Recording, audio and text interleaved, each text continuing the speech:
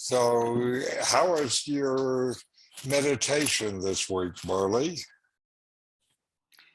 Well, not as good as I would like it to be, but again, I'm using it at night when I wake up to try to get me back to Mhm. sleep.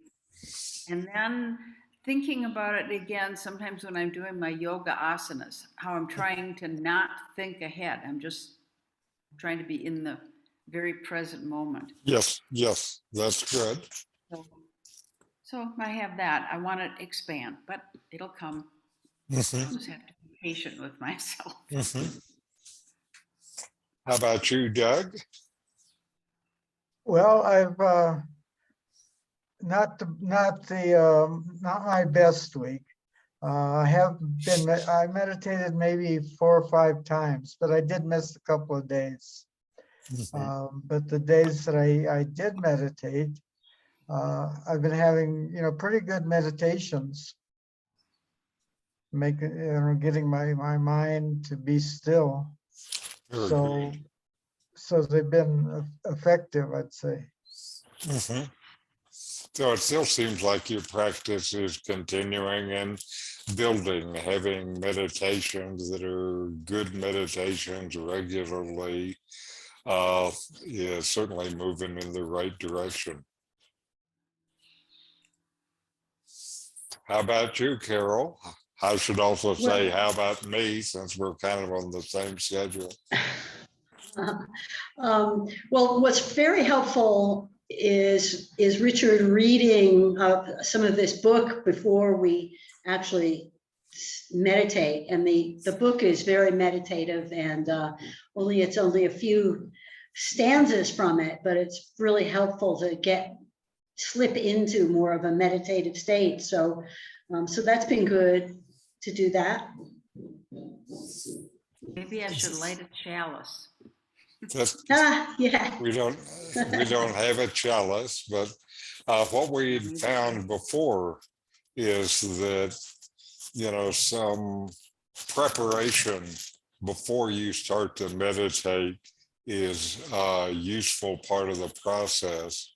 And what we found is one of the good preparations is reading some deep spiritual book, because this gets our minds already kind of oriented deep within before we start. So, I think that that's great. I'm not going to recommend the particular book that we use to you guys, because it is all in the deep end. It doesn't have a shallow end of that pool. And I don't want to drown you. Well, before I meditate, I like to watch a bit of one of our videos from one of the past sessions. Oh, That yes. sort of gets me into the. Good. That's really the same kind of thing. Uh-huh. That's great. Yeah.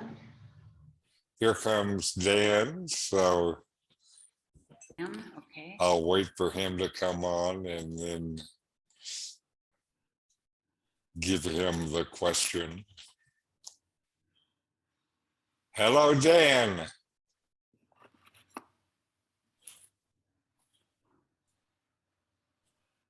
There he is. Hello, Daniel. How was your Hello. meditation last week? Good to see you. Thank you. It's been decent. Yeah. I've been doing it outside a lot. Good. So yeah. The grief and the gratification really, connected strong with me. Yeah, I've been going through some stuff still. So yeah, I very much appreciate it. Very good. And like you say, I know you're going through some stuff, and this is a good time to have inner peace and calmness. Yeah, absolutely. Yeah. Yes. Today, one of my best friends, his son, they live way south in Michigan, and he played at my high school. And it's the first time I'd been at my high school baseball field.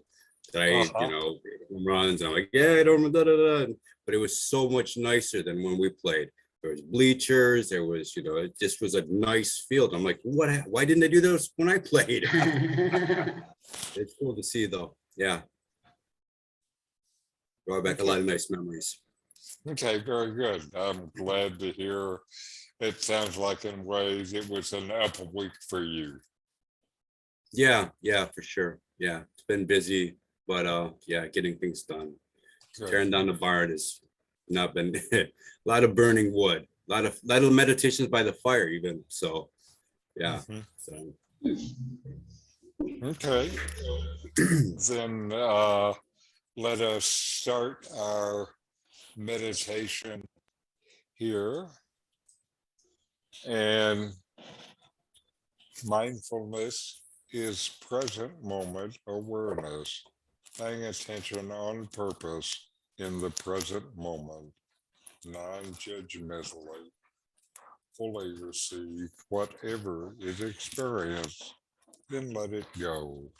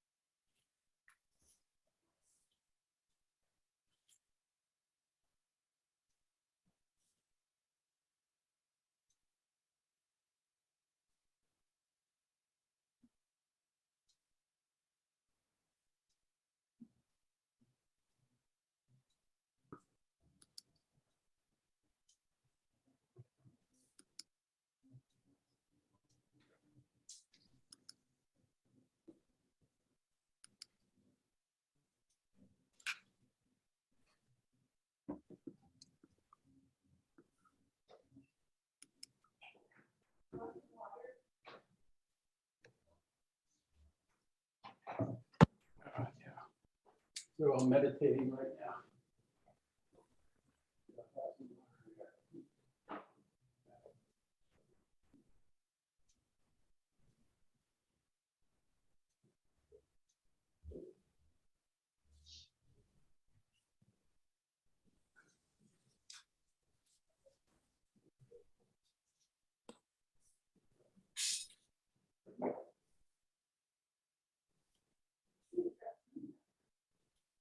Yeah, it was.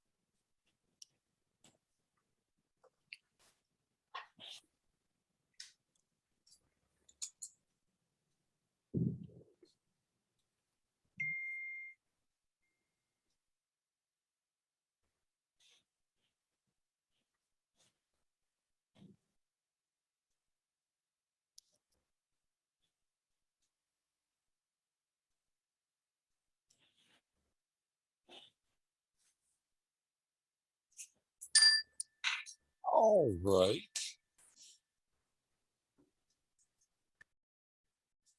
Now, I noticed Richard Schneider has joined us. Hello, Richard.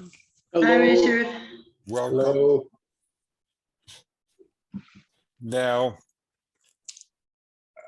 this time I'm going to talk about clinging and the source of happiness. The Buddhists say that clinging leads to suffering. Clinging is where you just can't let go of something, a thing, a person, something you want. Even though clinging brings problems in your life, you can't just say, I'm going to stop clinging. It doesn't work that way. Clinging can be stopped, but only by getting to the root of it. The basis for clinging is our own innate desire for happiness. we all want to be happy, and not just happy for a moment.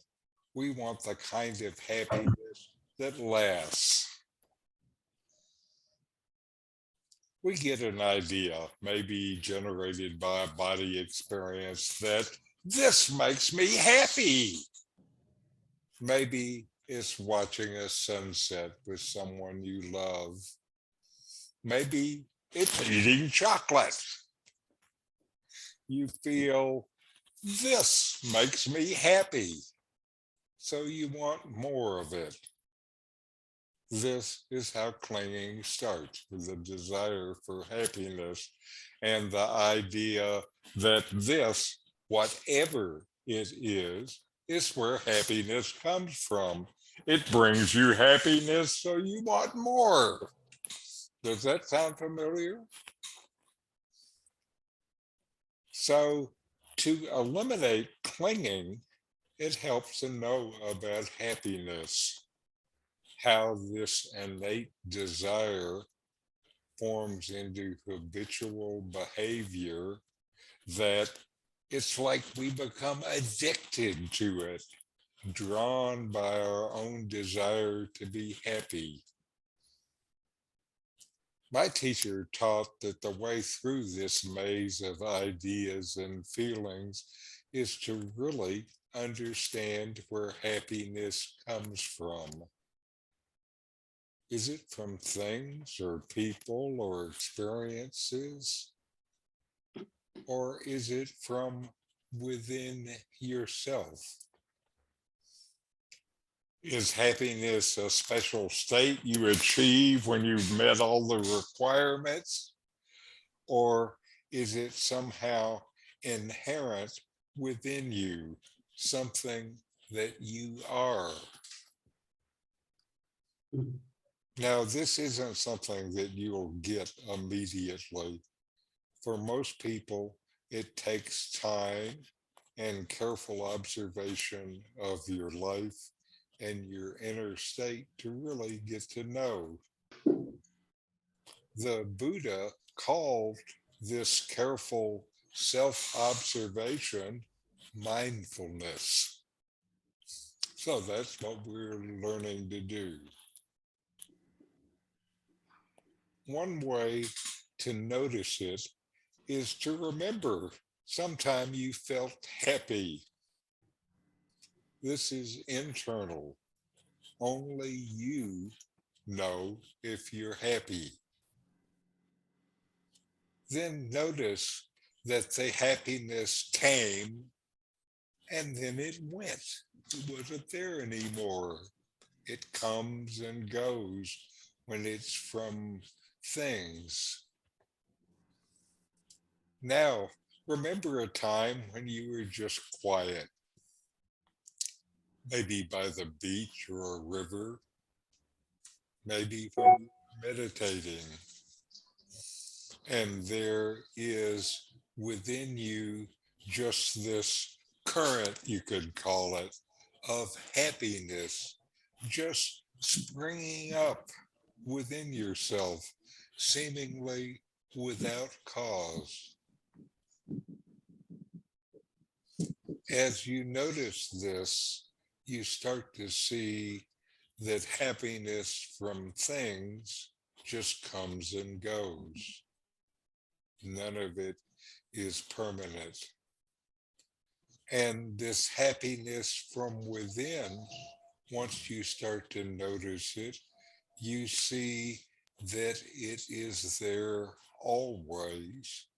You just have to get quiet and notice what is already there.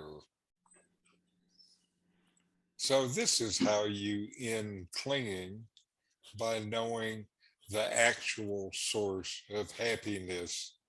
Then you don't need to cling to temporary happiness, trying to make it last.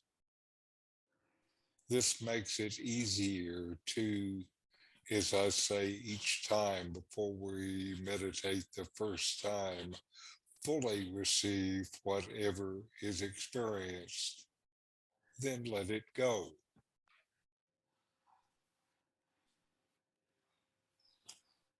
Now, for a change of pace, I'm going to have a short video, which is TED Talk, What Makes a Good Life? And this is lessons from the longest study ever done on happiness. It turns out at Harvard, they have been studying happiness with a group of people from Harvard and a group of people basically from the streets of Boston as a control group for 75 years. And it's interesting some of what they have learned.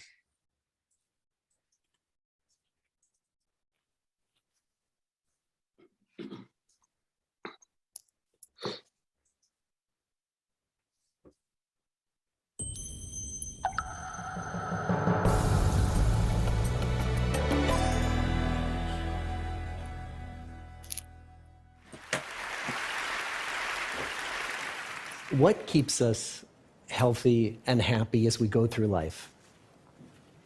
If you were going to invest now in your future best self, where would you put your time and your energy? There was a recent survey of millennials asking them what their most important life goals were. And over 80% said that a major life goal for them was to get rich. And another 50% of those same young adults said that another major life goal was to become famous. And we're constantly told to lean into work, to push harder and achieve more. We're given the impression that these are the things that we need to go after in order to have a good life. Pictures of entire lives, of the choices that people make and how those choices work out for them, those pictures are almost impossible to get. Most of what we know about human life, we know from asking people to remember the past. And as we know, hindsight is anything but 20/20. We forget vast amounts of what happens to us in life, and sometimes memory is downright creative. But what if we could watch entire lives as they unfold through time? What if we could study people from the time that they were teenagers all the way into old age to see what really keeps people happy and healthy? We did that. The Harvard study of adult development may be the longest study of adult life that's ever been done. For 75 years, we've tracked the lives of 724 men. Year after year, asking about their work, their home lives, their health, and of course, asking all along the way without knowing how their life stories were going to turn out. Studies like this are exceedingly rare. Almost all projects of this kind fall apart within a decade because too many people drop out of the study, or funding for the research dries up, or the researchers get distracted, or they die, and nobody moves the ball further down the field. But through a combination of luck and the persistence of several generations of researchers, this study has survived. About 60 of our original 724 men are still alive, still participating in the study, most of them in their 90s. And we are now beginning to study the more than 2,000 children of these men. And I'm the fourth director of the study. Since 1938, we've tracked the lives of two groups of men. The first group started in the study when they were sophomores at Harvard College. They all finished college during World War II, and then most went off to serve in the war. And the second group that we've followed was a group of boys from Boston's poorest neighborhoods. Boys who were chosen for the study specifically because they were from some of the most troubled and disadvantaged families in the Boston of the 1930s. Most lived in tenements, many without hot and cold running water. When they entered the study, all of these teenagers were interviewed, they were given medical exams. We went to their homes and we interviewed their parents. And then these teenagers grew up into adults who entered all walks of life. They became factory workers and lawyers and bricklayers and doctors. One president of the United States. Some developed alcoholism. A few developed schizophrenia. Some climbed the social ladder from the bottom all the way to the very top. And some made that journey in the opposite direction.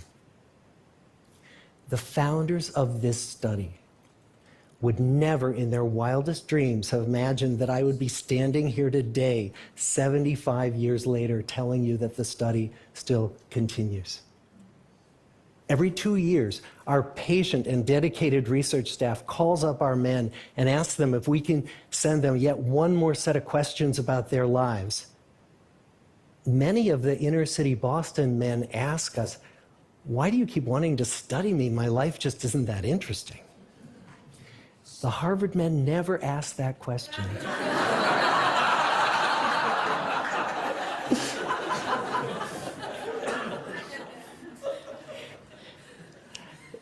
To get the clearest picture of these lives, we don't just send them questionnaires.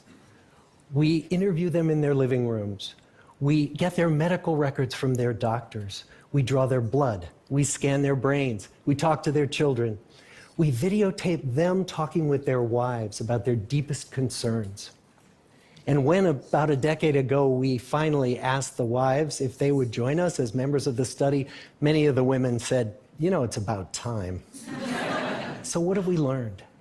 What are the lessons that come from the tens of thousands of pages of information that we've generated on these lives? Well, the lessons aren't about wealth or fame or working harder and harder. The clearest message that we get from this 75-year study is this: good relationships keep us happier and healthier, period. We've learned 3 big lessons about relationships. The first is that social connections are really good for us and that loneliness kills. It turns out that people who are more socially connected to family, to friends, to community are happier, they're physically healthier, and they live longer than people who are less well connected. And the experience of loneliness turns out to be toxic. People who are more isolated than they want to be from others find that they are less happy, their health declines earlier in midlife, their brain functioning declines sooner, and they live shorter lives than people who are not lonely. And the sad fact is that at any given time, more than 1 in 5 Americans will report that they're lonely. And we know that you can be lonely in a crowd and you can be lonely in a marriage. So the second big lesson that we learned is that it's not just the number of friends you have, and it's not whether or not you're in a committed relationship, but it's the quality of your close relationships that matters. It turns out that living in the midst of conflict is really bad for our health. High conflict marriages, for example, without much affection, turn out to be very bad for our health, perhaps worse than getting divorced. And living in the midst of good, warm relationships is protective. Once we had followed our men all the way into their 80s, we wanted to look back at them at midlife and to see if we could predict who was going to grow into a happy, healthy octogenarian and who wasn't. And when we gathered together everything we knew about them at age 50, it wasn't their middle-aged cholesterol levels that predicted how they were going to grow old. It was how satisfied they were in their relationships. The people who were the most satisfied in their relationships at age 50 were the healthiest at age 80. And good, close relationships seem to buffer us from some of the slings and arrows of getting old. Our most happily partnered men and women reported in their 80s that on the days when they had more physical pain, their moods stayed just as happy. But the people who were in unhappy relationships On the days when they reported more physical pain, it was magnified by more emotional pain. And the third big lesson that we learn about relationships and our health is that good relationships don't just protect our bodies, they protect our brains. It turns out that being in a securely attached relationship to another person in your 80s is protective. That the people who are in relationships where they really feel they can count on the other person in times of need, those people's memories stay sharper longer. And the people in relationships where they feel they really can't count on the other one, those are the people who experience earlier memory decline. And those good relationships, they don't have to be smooth all the time. Some of our octogenarian couples could bicker with each other day in and day out. But as long as they felt that they could really count on the other when the going got tough, those arguments didn't take a toll on their memories. So, this message that good, close relationships are good for our health and well-being, this is wisdom that's as old as the hills. Why is this so hard to get and so easy to ignore? Well, we're human. What we'd really like is a quick fix, something we can get that'll make our lives good and keep them that way. Relationships are messy and they're complicated, and the hard work of tending to family and friends, that's not sexy or glamorous. It's also lifelong. It never ends. The people in our 75-year study who were the happiest in retirement were the people who had actively worked to replace workmates with new playmates. Just like the millennials in that recent survey, many of our men, when they were starting out as young adults, really believed that fame and wealth and high achievement were what they needed to go after to have a good life.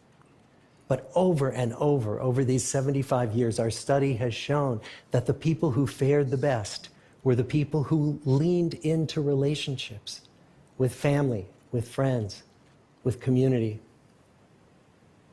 So what about you? Let's say you're 25, or you're 40, or you're 60. What might leaning into relationships even look like? Well, the possibilities are practically endless. It might be something as simple as replacing screen time with people time, or livening up a stale relationship by doing something new together, long walks or date nights, or reaching out to that family member who you haven't spoken to in years, because those all too common family feuds take a terrible toll on the people who hold the grudges.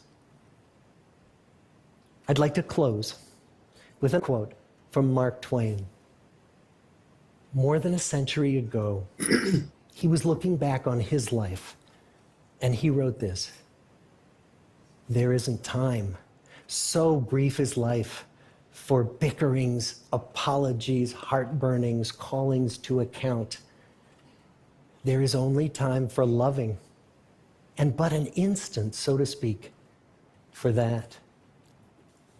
The good life is built with good relationships." Thank you.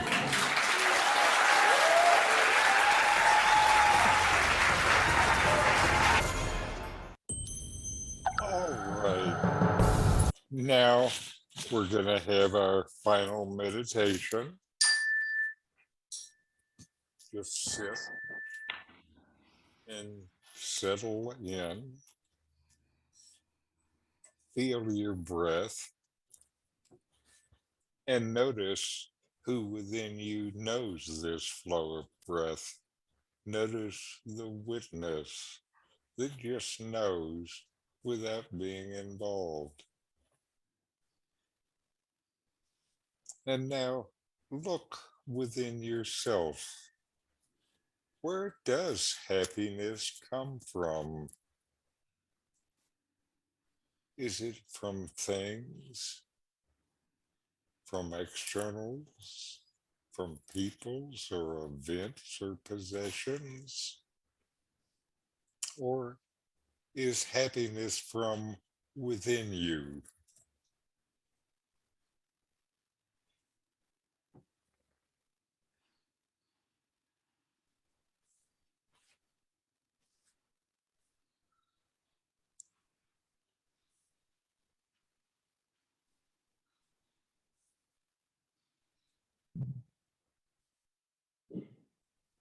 Have you ever had a time when you were just happy without cause? Where does this happiness come from?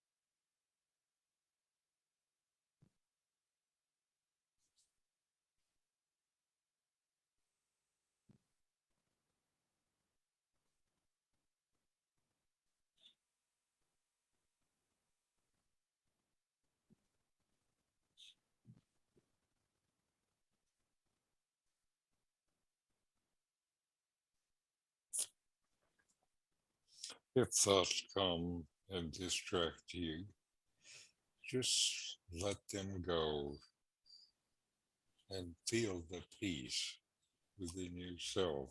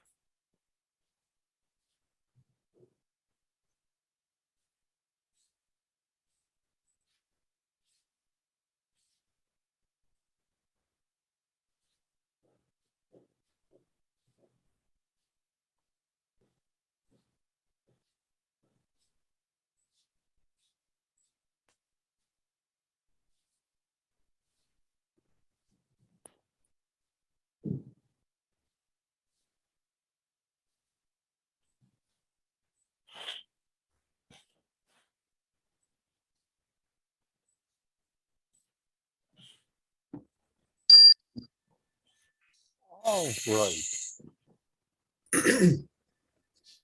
Now let's close with our chant.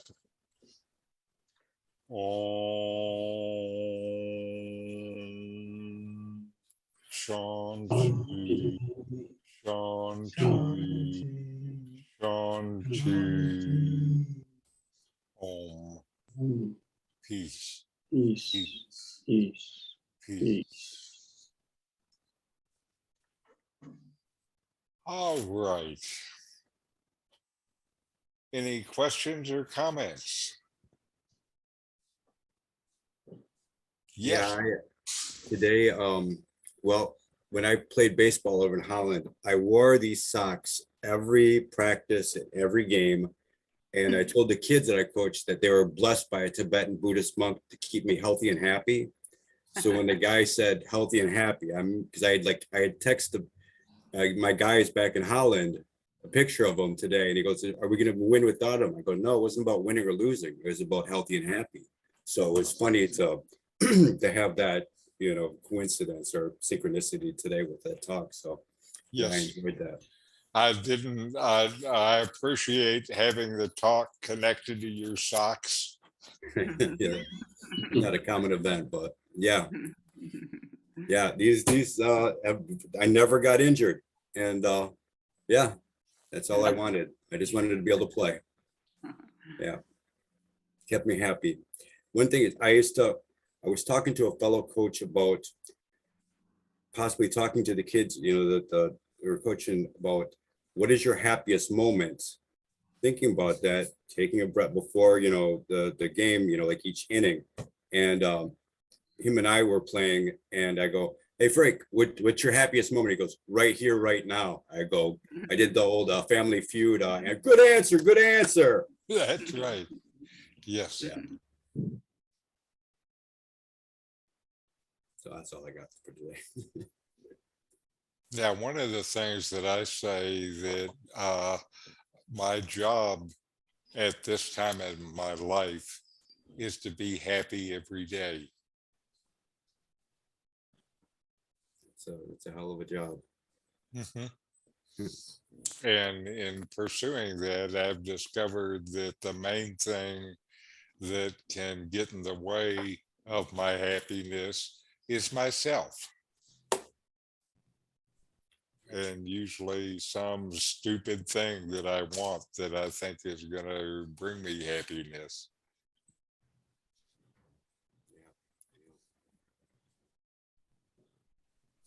Well, it's interesting that they talked about people having strong connections.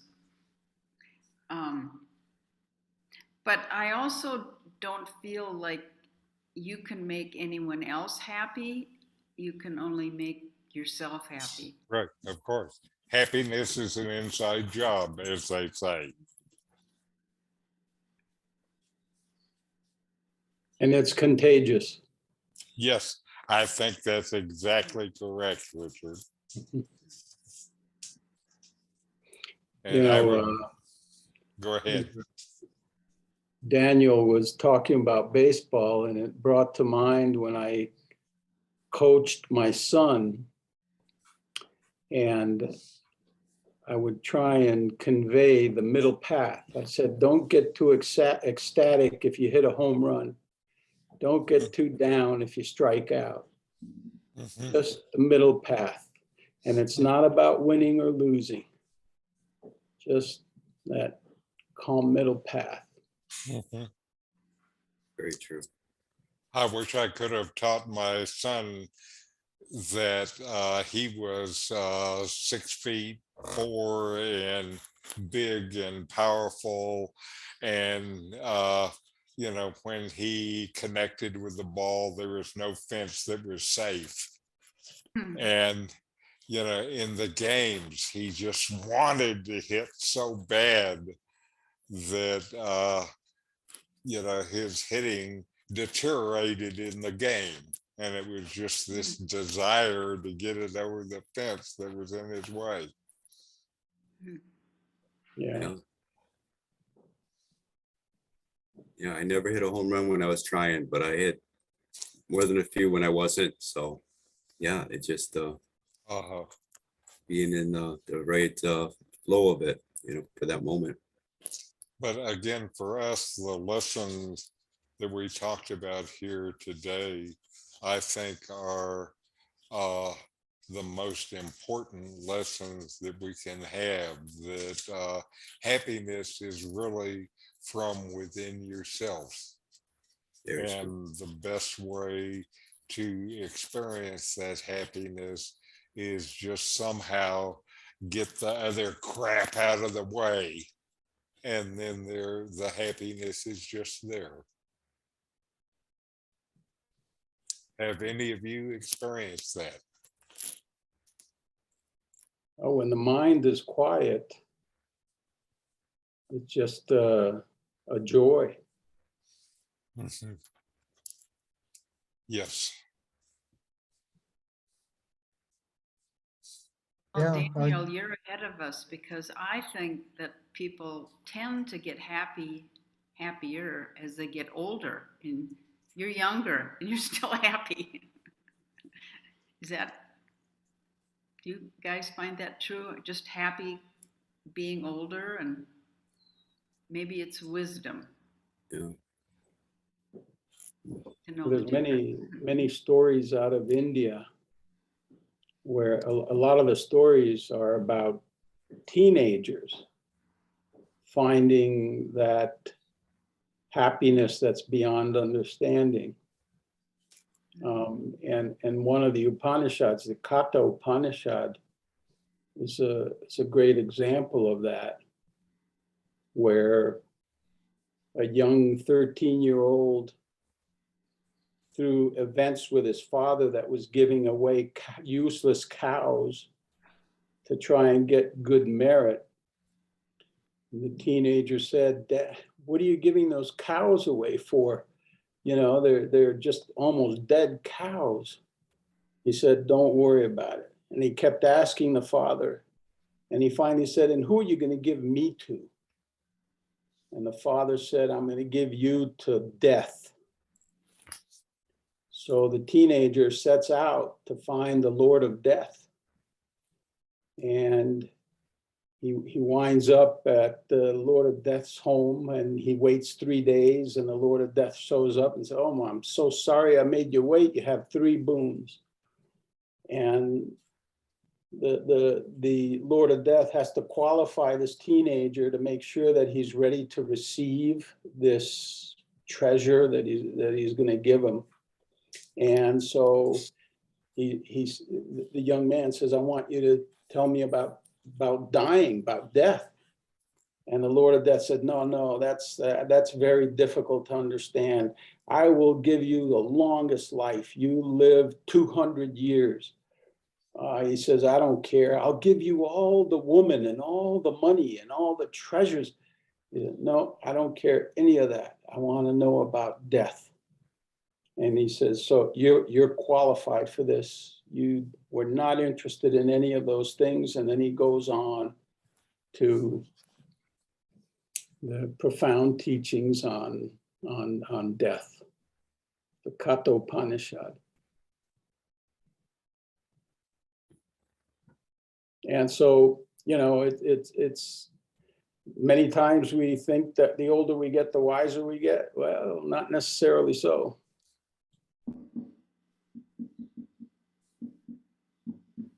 Darn it.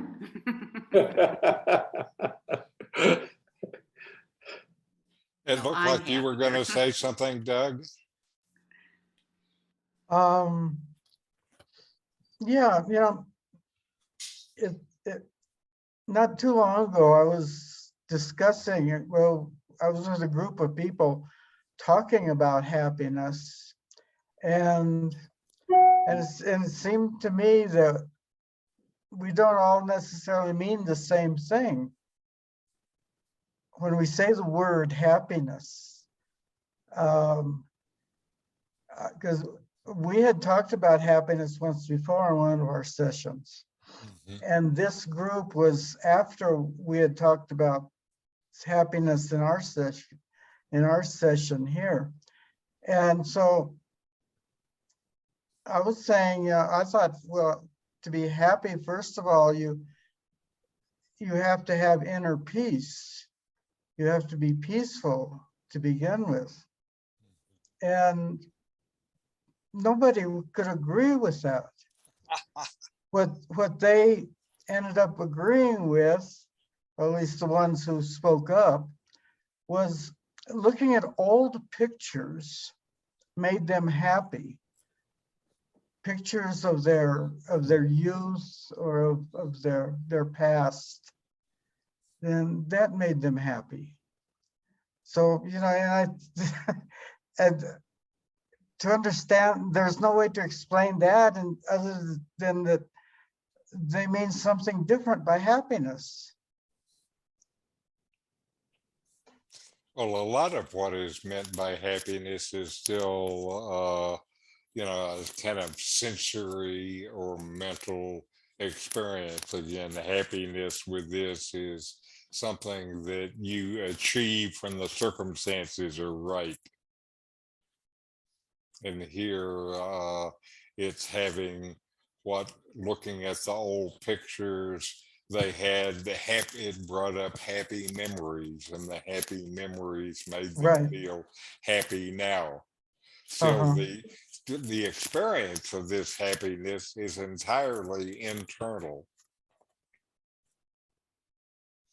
And it may look like it's from things or events or something, but it's happening within you.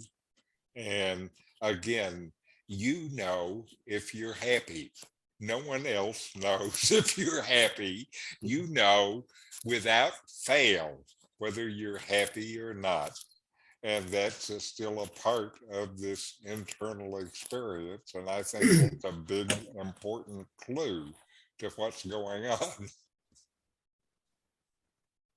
So be happy. Don't worry, be happy. That's right.